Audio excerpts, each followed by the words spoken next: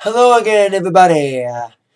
Zack Attack is here with my WWE Raw review for tonight, Monday, October 21st, 2013. Of course, coming to you from the FedEx Forum in Memphis, Tennessee, the last one before Hell in a Cell. And how ironic that last week I did not make a Raw review because last Monday I was in Memphis, Tennessee at the FedEx Forum watching the Eagles going out of state from Michigan to see the Eagles in Memphis. And how ironic, like I said, it was in Memphis this week where I was at last week. So there you go.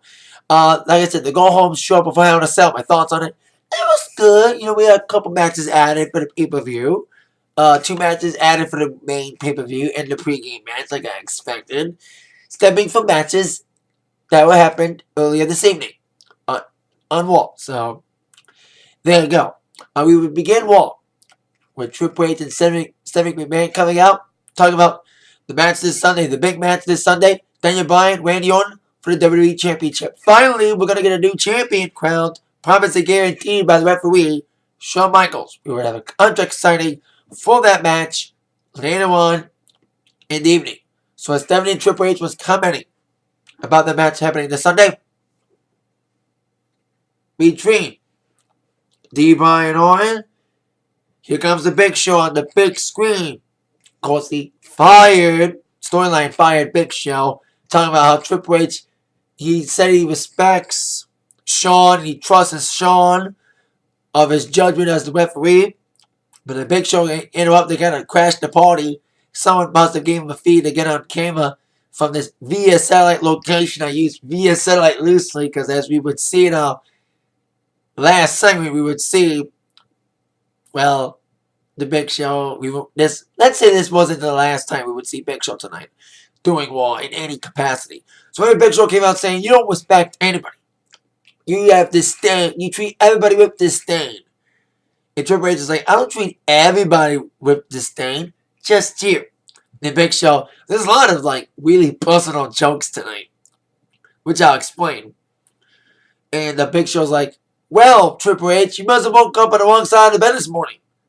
But no matter what side you wake up, especially with the woman you're sleeping with, it doesn't matter what side you sleep on. Kind of like a diss to Stephanie. And then Stephanie got really pissed and cut Big Show off. He kind of cut his feet. So Triple H, after that, he said, don't mourn for long, guys. On with the show with our first match involving the United States Champion, the only Shield member with a tag title, or any title right now, Dean Ambrose. But instead of Ambrose, we got his opponent, Daniel Bryan. So we have Daniel Bryan against Dean Ambrose in an already matchup. Great matchup. These two guys are very good wrestlers, And I see these guys wrestle. Very good matchup. Very good submission guys here. Very, very decent action for these guys. Like I said, they're very good athletes. It was kind of a clinic. I think Dean Bryan's wrestled well with anybody for the Shield. Well, besides Roman Reigns. I remember that gauntlet a few weeks ago. Right when his whole proving himself thing started, like in the summer, and he beat Ambrose, and his match with Rollins was pretty good. I don't think that was that gauntlet, but still. He's wrestled good matches with Rollins and Ambrose. He has a good match with them. It was a very back and forth matchup. These two guys were jockeying for position. And of course, the finish came. Dean Bryan, of course, in the middle of the matchup, ran out of Fury. Of course, his big moves, a big flying headbutt. He did try it at least once or twice, but Ambrose missed it. But then he finally got the headbutt, got the big kicks in, went for the big flying splash, and it was going for another big move. But Ambrose got out of it, and the finish was Ambrose was going for a big move, going for a roll-up. Then Dean Bryan countered it into the yes lock, and Ambrose started tapping. So Dean Bryan got the momentum in his favor, getting ready for his match against Randy Orton this Sunday at Hell in a Cell, for the WWE Championship, the vacant title. So, like it's a decent finish after the dropkick from Dean Bryan. Of course, Ambrose going for roll up, and of course, Dean Bryan counting it to the yes lock and the victory for Dean Bryan. So, yes, indeed. Crowd in Memphis was pretty good tonight. Decent crowd tonight. I liked a few signs tonight. I saw a sign tonight that the crowd for the cameras showed a sign about WrestleMania 30, Sting versus Undertaker. There's been a lot of internet rumors that WWE's trying to get Sting to finally come to WWE and wrestle Taker. They're not trying to get Hogan because, of course, Hogan's currently not under contract with TNA right now. So they're not pursuing Hogan. They're pursuing Sting. Remember the last time Sting was rumored to wrestle Taker? That never happened. So who knows if they're finally going to convince Sting to finally come to WWE. Who knows? Maybe the money will talk to Sting. Anywho, on with our next segment involving CM Punk having a little promo about his upcoming match with Paul Heyman and Ryback, two men against him at Hell in a Cell. Now, I've said this many times before. How weird is it that Punk is now feuding with Ryback again? And last year, during the same time, Punk feuded with Ryback. Punk had Heyman in his corner. He was the heel. Ryback was the face. 1 year later, Ryback is once again wrestling Punk. Not just again at this time of year, but once again they're wrestling in Hell in a Cell together. This time, Ryback's the heel with Heyman not only in his corner as a manager, but in his corner in this 2-on-1 match against Punk in the cell again. So, very interesting to see Ryback and Punk feud again.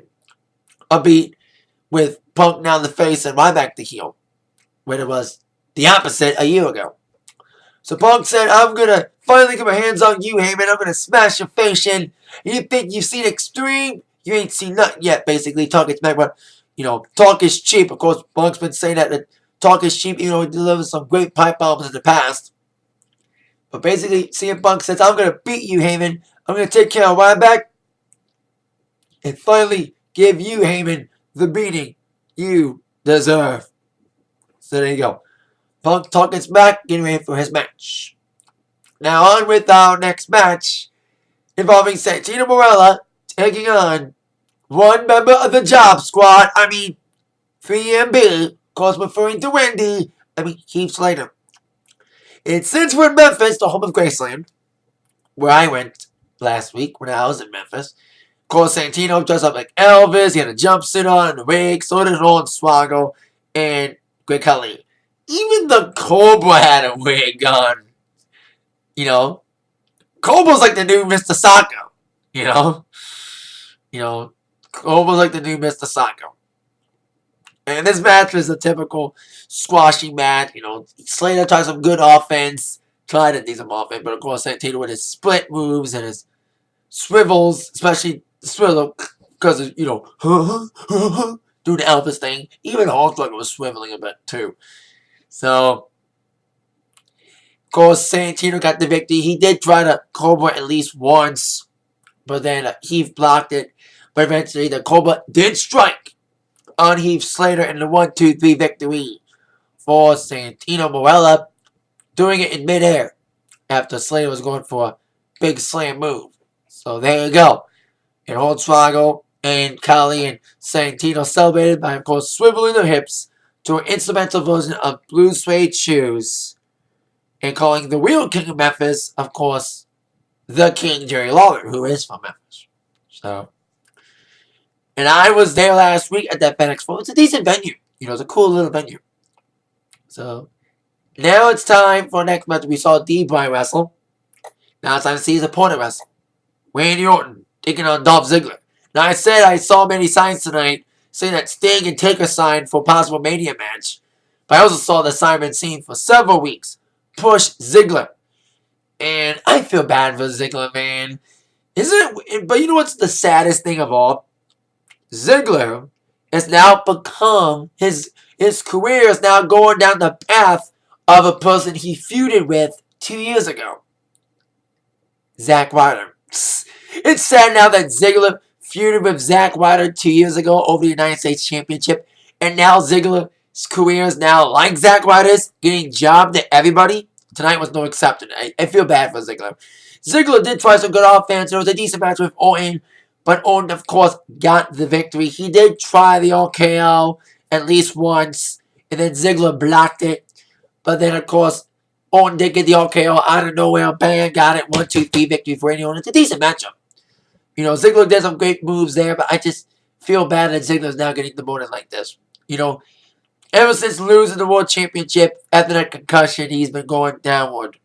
And Like I said, it feels bad that now he's going down the path of his old rival, Zack Ryder. He is the next Zack Ryder. Unfortunately, Ziggler had that one big push, and now he's going down the drain. I just hope he can come back. I just hope WWE can give him a chance to come back. Come back strong and give him a big push, but I don't know if they believe him anymore. I think WWE's lost their faith in Ziggler. Feel bad for him. 3 letters for Zig TNA. Maybe that'll happen one day. Anyway, on with the next matchup, a Divas Tag match. It was the Bella Twins taking on Tamina and AJ. Brie Bella will get a rematch against AJ this Sunday. Of course, we saw what happened at Battleground with the interference of Tamina. And distraction of Tamina holding Nikki hostage kind of distracted Brie into kind of helping Nikki instead of winning the title. And it's weird to see the Bellas as faces. But we had a tag match. Tamina basically did all the dirty work on Brie Bella, basically weakening Brie in time for AJ to beat her up in this tag match and basically weaken Brie to not be able to wrestle properly against AJ this Sunday. Typical Divas tag match.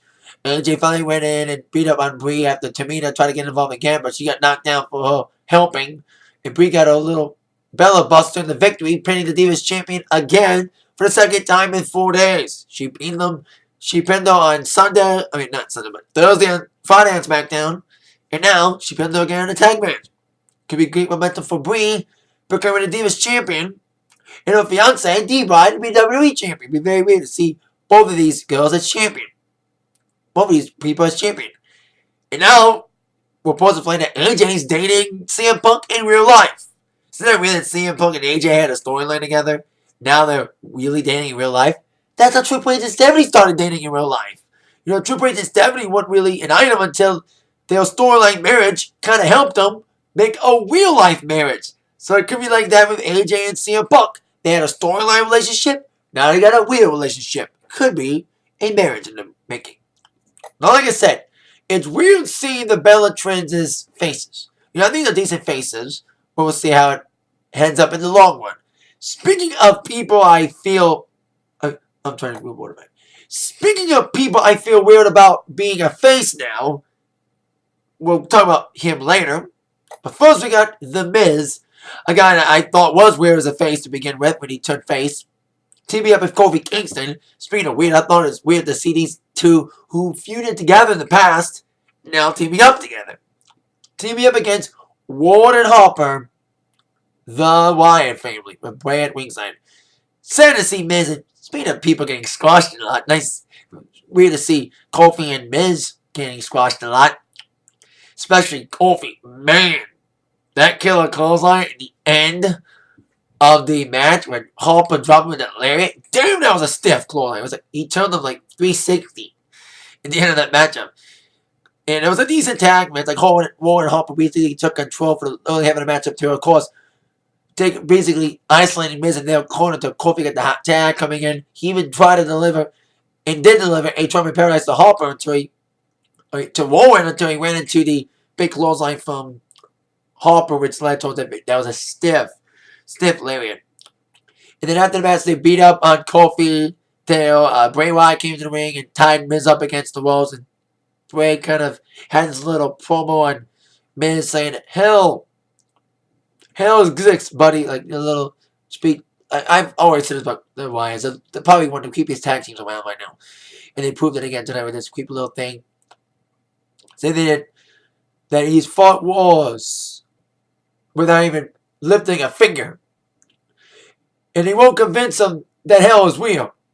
But he's going to lead him to the gates. And he's going to tell him to follow the buzzards. So there you go. Wyatt family, dominating victory over Kofi and Miz. Sad to see them in a cross position. Now, like I said earlier, it feels weird to see the Bellas as faces. And I feel the same way when it comes to Biggie Langston now being a face. But seeing for this match tonight, in a Pump 2 matchup, seeing me from backstage, was originally a handicap match. Ryback and Curtis Axel taking on Biggie Langston. I think Biggie likes being a face. I think the crowd's going to get into him. It's going to take a lot of the crowd to really get into him as a face. But I think Big E's kind of enjoying being a face, as we would see during the match that would spawn from this no contest of a handicap match. Basically, the match never really started as Biggie Langston was started off with Axel beating the crap out of him until Ryback got involved. Then Heyman, they fought to the outside, and Heyman grabbed the candlestick and nailed Big E with it, which caused a no contest. Then as he was being triple teamed, here comes CM Punk paying back the favor that Big E did on Friday, starting the Big E face turn. And then Vicky Guerrero, who is the interim GM tonight since Brad Maddox got that storyline concussion for Big Show, she made an impromptu tag match involving CM Punk and Mr. Biggie Langston. And like I said, Biggie Langston's embracing being a heel. Now, he kind of embraced being a heel, but now he's embracing being a face. And, of course, Punk delivering big messages and wanting momentum for his match against Heyman and Ryback this Sunday in a 2-on-1 match. I thought maybe it'd be a tag match Hell in a Cell, but it's going to be a tag team match here. And there'll be another match for Hell in a Cell made in the aftermath of this matchup. So Punk tried to get in. Of course, Ryback beat the crap out of Punk when he got in. Axel and Ryback really did, as a tag team, really isolating Punk in the corner and taking control for the later half of the matchup. And really trying to weaken Punk and really have Ryback have easy pickings on Punk. But then Punk got the hot tag to Big E. And Big E came in like a house of fire, like a man possessed, whatever analogy you want to use. Double teaming everybody, clotheslining both Ryback and Curtis Axel, dropping down the big tights, revealing his man titties. Then CM Punk came in to take out Ryback out of the equation to leave Axel prone to the big ending in a 1-2-3 victory for CM Punk and Biggie Langston. And with Ryback and Axel taken out, Punk chased Heyman to the back. And like I said, as a result of the ending of this match, Biggie Langston getting the pin on the Intercontinental Champion, we're going to have ourselves an Intercontinental Championship match this Sunday as the pregame. It will be Ryback and Punk still, but it'll be Biggie Langston taking on Curtis Axel for the IC Championship this Sunday as the aftermath of Biggie pinning the IC Champion in a tag match tonight. It's kind of weird to see another championship match be a pregame, but still, there you go. Now, Ryback we like to call Goldberg. Ryback. Now we got our next match involving Sweet Tea, whatever his name is, teaming up with, of course, his butt buddy, as I call him, his little buddy, Boris Clay. Once again, taking on the We're Americans, Jack Swagger, and Antonio says, oh man, how many times did Sons of Funk have to get their asses beat by the We're Americans? A lot of We the People chants tonight. Of course, Tenzai and Brodus try to once again use their big weight advantage. But of course, he's smart. For the athletic wrestling prowess of Swagger and Cesaro get the best of the weight advantage of Tenzai and Swagger yet again going for the legs. And of course, once again, the Cesaro swing wasn't full effect, swinging the hell out of Brodus Clay until Swagger set it up after the swing for the ankle lock, the Patriot lock, what do you want to call it, and a 1-2-3 victory, tapping out. Victory for the Real Americans. It was an okay tag match, kind of a squasher, but still. Let's see Real Americans on the wall. Love or hate them in their characters, you gotta respect them. We the People. Now the next matchup, another tag match, which was a number one contendership for the Tag Team Championships for a match this Sunday in Hell in a Cell. We had the tag champs watching from ringside, Cody Rhodes and Goldust, taking on the Shield and the Usos. Now, if you watch my Attack Sports today, I made a prediction that one of the matches being made for Hell in a Cell, that will be made tonight, would be, besides the pregame match, I was right on the match for the pregame being announced tonight, but I also thought that the Shield would get their tag team title rematch tonight be announced. Well, this is the match that kind of sets it up. That would set up the possibility of the Shield getting that match. And the Usos was basically, of course, the fan favorite. Of course, Dean Ambrose was at ringside trying to help Seth Rollins and Roman Reigns get the man advantage in this situation. So it was a decent tag match. You know, both these teams knew what was on the line. A big opportunity to wrestle the tag champs this Sunday at Hell in a Cell. Of course, the Usos get their big high-flying moves that got advantage in the early half of the match. And of course, the Shield, known for their cheap, sly, sneaky ways, got the advantage later on in the matchup, taking control and looking towards they were indeed going for a big opportunity for the tag team championship this Sunday. It was kind of great, decent action for these guys. I think these guys have wrestled many times before for championship matches and whatnot, but they're still decent matches from these guys. And this match was no except like great back and forth action. You know, both Jimmy and Jay going for the big flying moves and everything, and then boom, of course, Waynes and Rollins was going for the big new.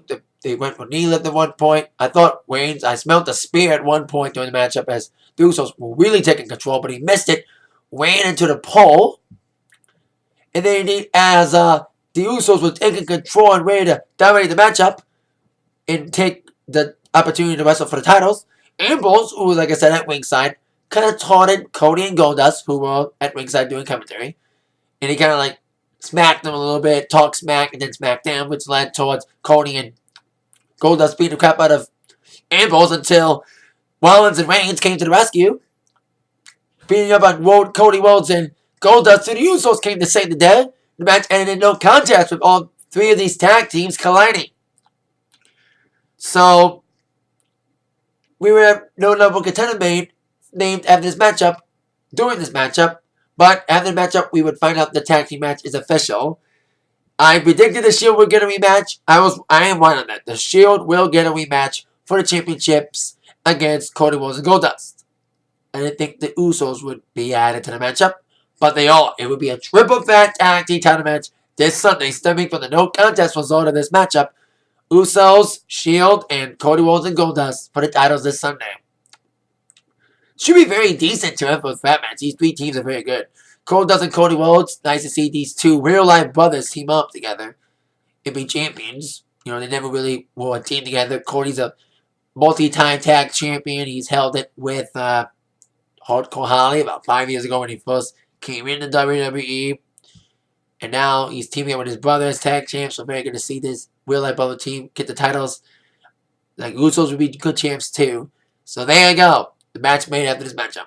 Now, speaking of matches at Hell in a Cell, on our last segment, which was the contract signing for the title match this Sunday. Daniel Bryan and Randy Orton in Hell in a Cell for the vacated WWE Championship. Now, we did not see Cena tonight.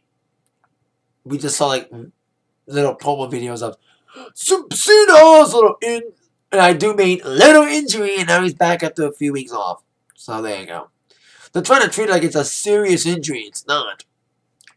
So there you go. So we had D-Bryan and Orton come out. Stephanie and Triple H were, of course, the moderators of this contract signing. Of course, Shawn Michaels came out. He being the referee and all. And Randy Orton's like, Daniel Bryan, I have experience in Hell in a Cell. I've beaten the best in Hell in a Cell. I survived against Taker even though I lost. That was, of course, at Armageddon 2005. That was a great Hell in a Cell match. He's beaten CM Punk. And he's beaten John Cena. Not beaten CM Punk, but I might be beaten Sheamus in Hell in a Cell. And he's also beaten John Cena in Hell in a Cell. That is a true fact. I remember that. This was about 4 or 5 years ago he beat John Cena. I think it was 2009. After Orton, I think Orton lost the WWE Championship at that ill-fated WWE pay-per-view Breaking Point in 2009 when he lost that submissions match, and then he beat Cena in Hell in a Cell. And I remember they had an Iron Man match at Bragging Rights in 2009. That's when Cena won it again. That Iron Man match. I remember Kofi got involved. In Legacy when Cody Rhodes and DiBiase was still with Orton. So there you go. So after Orton made his little statement, it was D-Bryan's turn to take the contract, saying, Orton, you're sure talking a lot of smack right now. Saying that you have the experience and I know I don't. then indeed, Owen, you've been pushing me to my limits. So thank you. I got 2 months for you. I can make fun of, DX, suck it. He's like, no, those 2 months, I'll thank you for pushing me and helping me become a better wrestler. Because I am going to be kicking your ass this Sunday. And thank you for exposing Triple H and Stephanie to be the selfish brats that they are. And then I told you there's a lot of personal stabs tonight. A Big Show personally stabbing Triple H and Stephanie.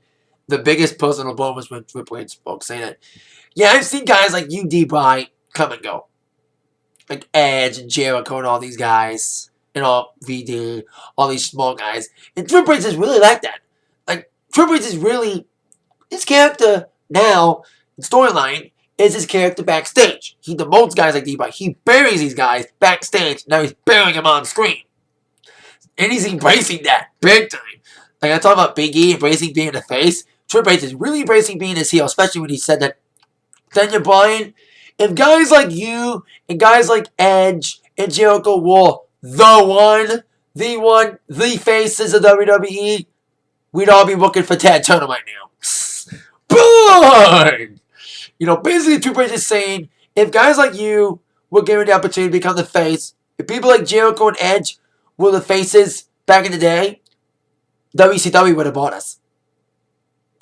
And now WWE's hopefully going to buy TNA.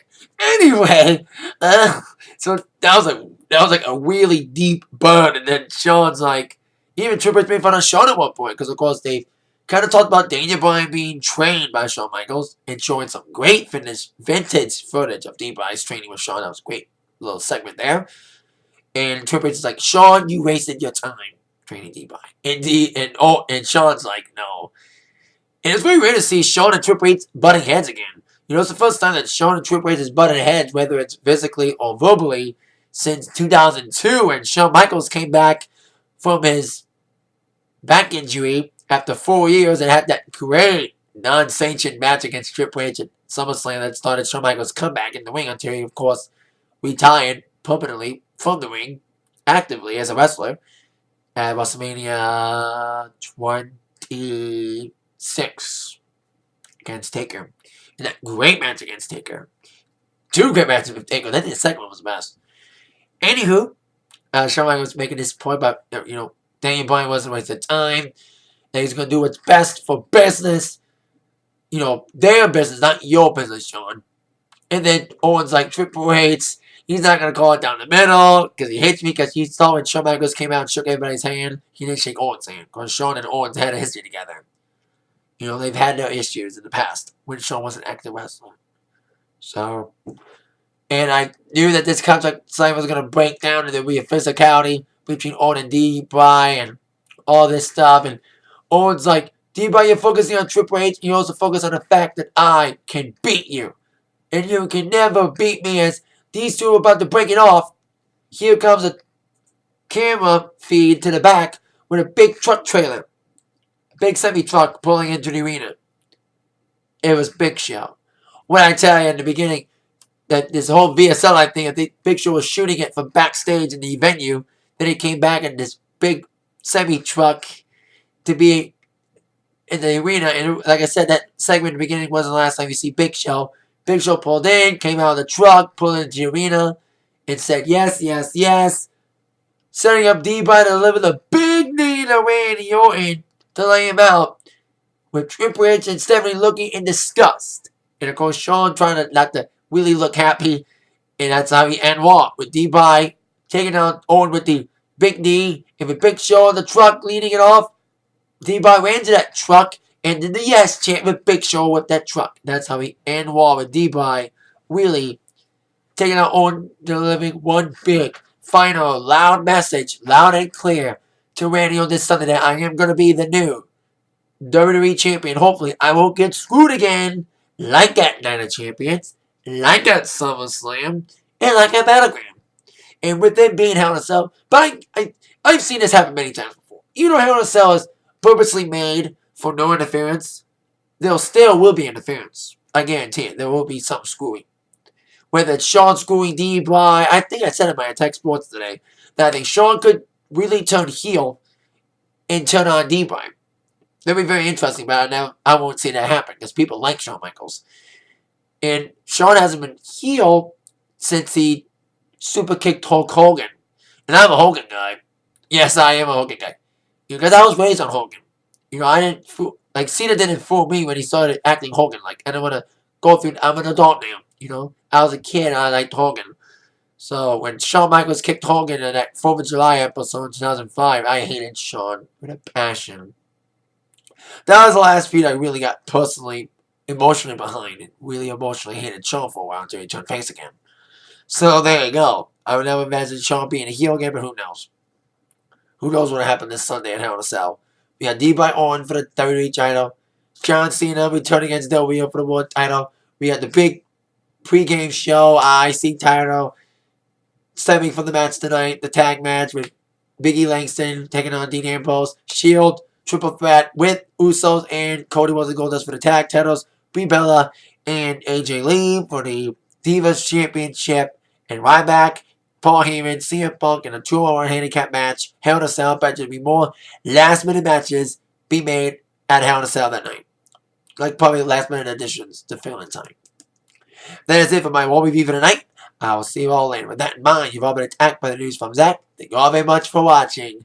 Have a great rest of your Monday night and rest of your week. Everybody, see ya. Yes. Yes. Yes.